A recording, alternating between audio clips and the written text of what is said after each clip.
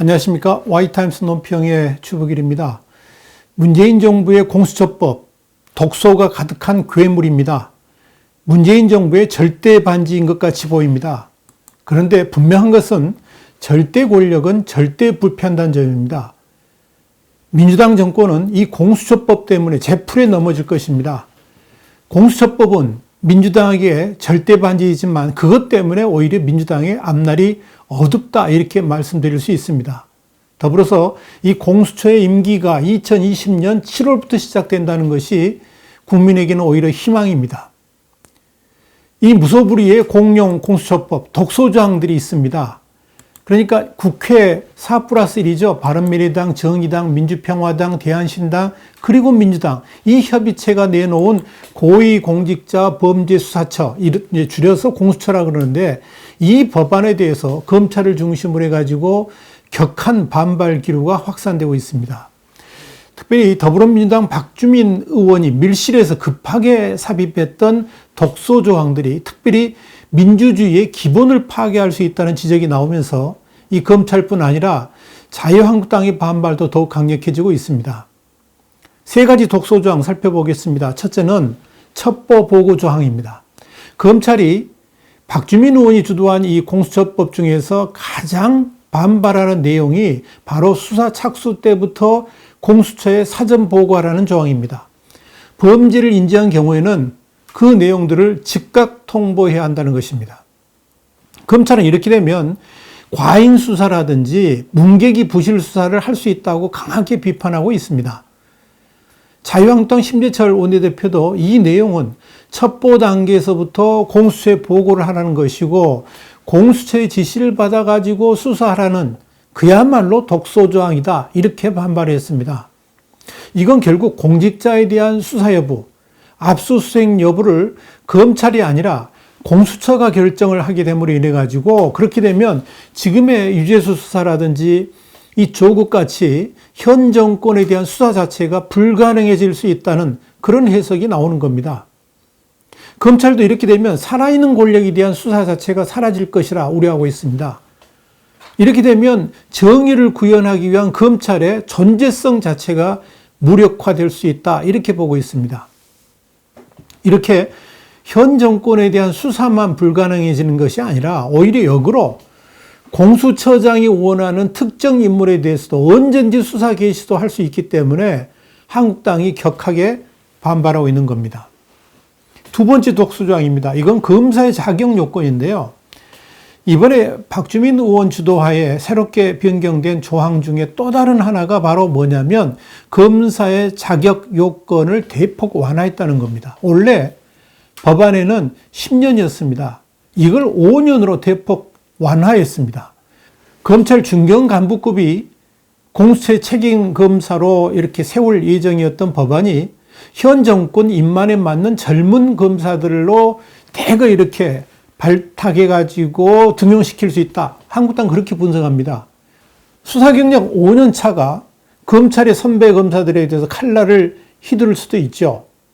이건 이미 현 검찰 수뇌부에 대해서 부정적 태도를 가지고 있는 서지영 검사라든지 이문정 검사들을 수사검사로 세워가지고 지금의 윤석열 검찰 수뇌부에 대해서 손질을 할 수 있다는 예상도 나옵니다. 이렇게 되면 검찰의 질서도 무너지고 조직 자체가 완전히 붕괴될 수 있겠죠.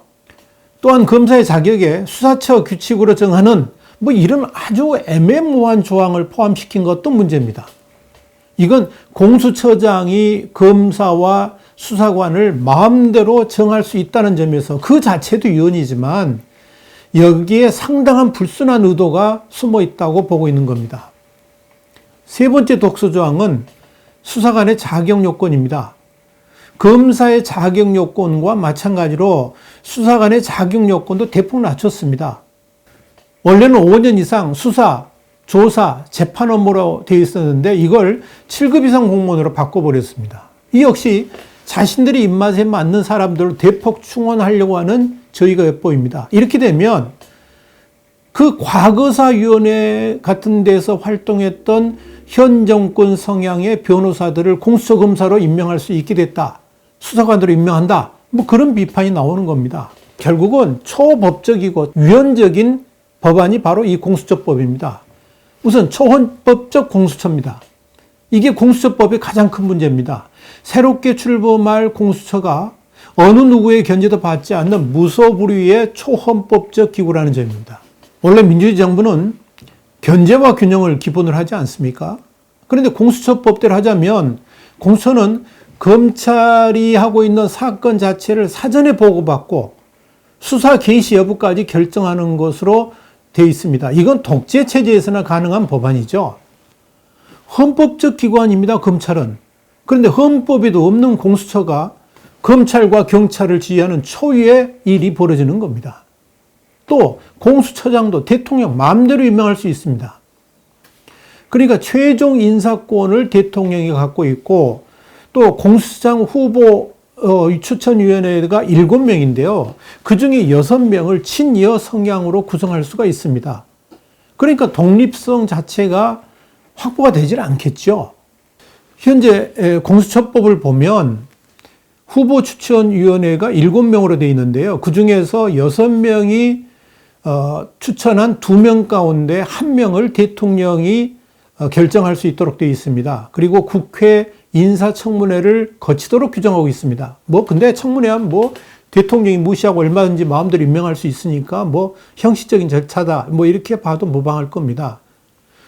그런데 이 추천위원 가운데 내용들을 보면 법무부 장관, 법원 행정처장, 대한변호사협회장, 여당 추천 2명, 야당 교섭단체 추천 2명으로 구성됩니다.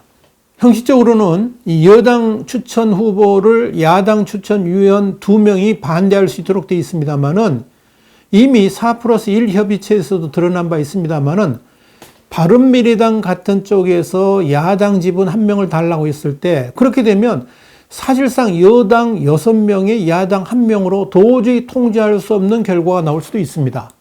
이제 선거법이 바뀌게 되면 연동형 비례대표제로 바뀌지 않습니까? 그렇게 되면 정의당이 만약에 20명 이상의 교섭단체를 구성했다 그러면 정의당에서 1명을 갖게 되겠죠. 그러면 여당이 사실상 6명이 되니까 마음대로 할 수 있죠. 그러니까 대통령이 마음대로 할 수 있다는 겁니다. 2020년 총선에서 한국당이 제1당이 된다 할지라도 지금 법상으로는 여당, 야당 이렇게 규정되어 있기 때문에 이게 이 한국당이 힘을 쓸 수가 없습니다. 이게 독소조항이죠. 그러니까 공수처장 임명에 있어서 대통령이 마음대로 요리할 수 있다는 분석이 나옵니다. 결국 공수처는 대통령과 집권여당이 마음대로 움직일 수 있기 때문에 공수처가 대통령의 정권 홍위병으로 전락할 수 있다고 우려하는 겁니다. 결국 이번 더불어민주당이 추진하는 공수처법은 정권 비리 은폐처라는 말이 나올 정도로 그야말로 반민주적 악법입니다. 검찰과 경찰을 지휘할 수 있는 초공룡 공수처를 만들면서 국회 법사위라는 공적 기구도 거치지 않았고요. 4+1 협의체라는 비공식적 기구에서 밀실야합으로 토론도 없이 만들어졌습니다. 도대체 민주사회에서는 있을 수 없는 일이 지금 대한민국에서 벌어지고 있는 겁니다. 민주당이 이렇게 반민주적 법안을 강제적으로 밀어붙이려고 하는 이유가 과연 뭘까요? 이유는 간단합니다. 지금 문재인 정권의 뒤가 그만큼 구리기 때문일 겁니다. 이미 마각이 드러나기 시작했습니다마는 문재인 정권 핵심 실세들의 국정농단, 이건 자신들이 처단했던 박근혜 정권의 그것과는 비교가 안 될 정도로 어마어마하기 때문에 이걸 초동 단계에서부터 저지해야 될 필요성이 절박해졌다는 겁니다. 그들이 그렇게도 저주하고 비난을 퍼부었던 독재 정권을 오히려 훨씬 능가하는 권력 본색을 지금 민주당이 저지르고 있는 겁니다. 지금 민주당이 추진하는 공수처법은 한마디로 정권 홍위병으로 만들기 위한 겁니다. 이걸 통해서 정권의 비리를 원천적으로 틀어막으려고 할 겁니다. 그렇게 되면 제왕적 대통령 치하에서 절대 권력으로 정권을 연장하려고 할 겁니다. 그런데 분명한 것은 그런 절대 권력이 결코 오래가지 못한다는 겁니다. 절대 권력은 당연히 절대 부패하게 되어 있고 그 정권은 재폴에 무너지고야 맙니다. 그것이 역사가 우리에게 가르쳐주고 있는 교훈입니다. 그런 의미에서 공수처법이라는 절대 반지를 손에 넣으려고 하는 민주당의 앞날도 그리 길지 않은 것처럼 보입니다. 그렇게 절대 권력을 꿈꾸는 반민주적 정권을 국민들이 결코 용납하지 않을 것이기 때문에 그렇습니다. 경제는 무능하고 외교 안보는 더욱더 무지하고 이젠 진보 권력이 가장 큰 무기였던 도덕성마저 무너진 정권이라 그러면 그런 정권에 국민들 더 이상 희망을 갖지 않게 될 것이기 때문에 그렇습니다. 두고 보십시오. 민주당 정권의 운명이 결코 2020년 4월을 넘기지 못하게 될 겁니다. 다행인 것은 공수처 임기 개시가 2020년 7월부터라는 점입니다. 그러면은 국회가 새롭게 구성되겠죠. 자유한국당이 일당이 될 수 있다 그러면 지금 민주당이 가지려고 하는 이 절대 권력, 절대 반지 공수처 마음대로 되지 않게 될 겁니다.